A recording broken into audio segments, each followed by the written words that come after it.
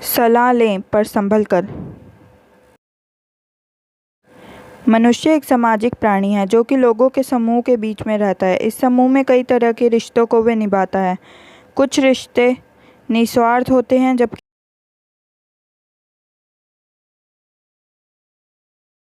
अधिकतर रिश्तों की नींव स्वार्थ पर टिकी होती है। हम जो प्रोफेशनल रिलेशन बनाते हैं वो अधिकतर आदान प्रदान या तो कहें एक से दूसरे को और दूसरे से पहले व्यक्ति को फ़ायदे की बुनियाद पर ही टिके होते हैं।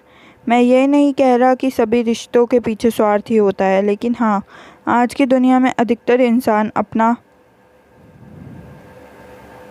फ़ायदा देखकर ही रिलेशन बनाते हैं। दोस्तों, ऐसा कई बार होता है कि हम किसी दुविधा में फंस जाते हैं और हमें किसी की राय की ज़रूरत पड़ जाती है। तब हम अपने आसपास के लोगों से उस बारे में सलाह मशवरा करते हैं, हमें क्या करना चाहिए और क्या नहीं।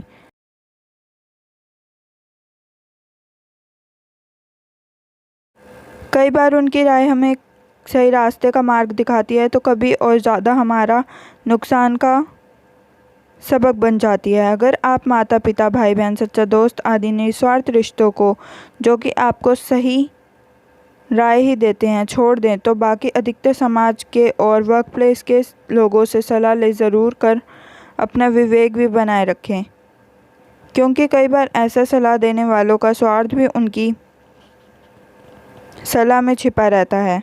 इसलिए सुने सबकी पर माने अपने विवेक और अंतरात्मा की। एक बार एक आदमी अपने छोटे से बालक के साथ एक घने जंगल में जा रहा था। तभी रास्ते में उस बालक को प्यास लगी और उसे पानी पिलाने उसके पिता एक नदी पर ले गए। नदी पर पानी पीते पीते अचानक वो बालक पानी में गिर गया और डूबने से उसके प्राण निकल गए। वो आदमी बड़ा दुखी हुआ और उसने सोचा कि इस घने जंगल में इस बालक की अंतिम क्रिया किस प्रकार करूं।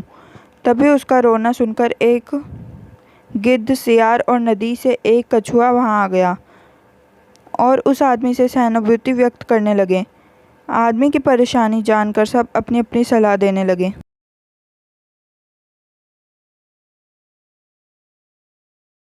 सियार ने लार टपकाते हुए कहा, ऐसा करो, इस बालक के शरीर को इस जंगल में ही किसी चट्टान के ऊपर छोड़ जाओ। धरती माता इसका उद्धार कर देगी। तभी गिद्ध अपनी खुशी छुपाते हुए बोला, नहीं, धरती पर तो इसको जानवर खा जाएंगे। ऐसा करो, इसे किसी वृक्ष के ऊपर डाल दो ताकि सूरज की गर्मी से इसकी अंतिम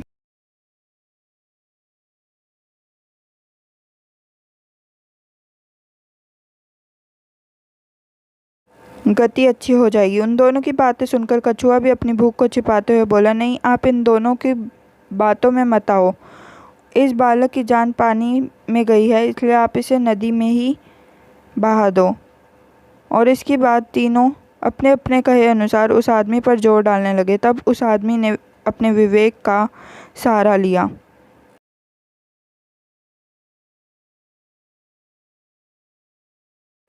और उन तीनों से कहा, तुम तीनों की सहानुभूति भरी सलाह में मुझे तुम्हारे स्वार्थ की गंध आ रही है। सियार चाहता है कि मैं इस बालक के शरीर को ऐसे ही ज़मीन पर छोड़ दूं ताकि उसे आराम से खा सके। और गिद्ध, तुम किसी पेड़ पर इस बालक के शरीर को इसलिए रखने की सलाह दे रहे हो ताकि इस सियार और कछुए से बचकर आराम से तुम दावत उड़ा सको। और कछुआ, तुम नदी के अंदर रहते हो, इसलिए नदी में अपनी दावत का इंतज़ाम कर रहे हो। तुम्हें सलाह देने के लिए धन्यवाद, लेकिन मैं इस बालक के शरीर को अग्नि में समर्पित करूँगा, ना कि तुम्हारा भोजन बनने दूंगा। यह है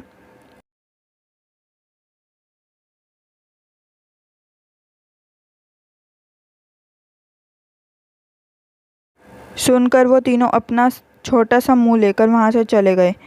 दोस्तों, मैं यह नहीं कह रहा हूँ कि हर व्यक्ति आपको स्वार्थ भरी सलाह ही देगा, लेकिन आज के इस कम्पेटिटिव युग में हम अगर अपने विवेक की छलनी से किसी सलाह को छान ले तो शायद ज़्यादा सही होगा।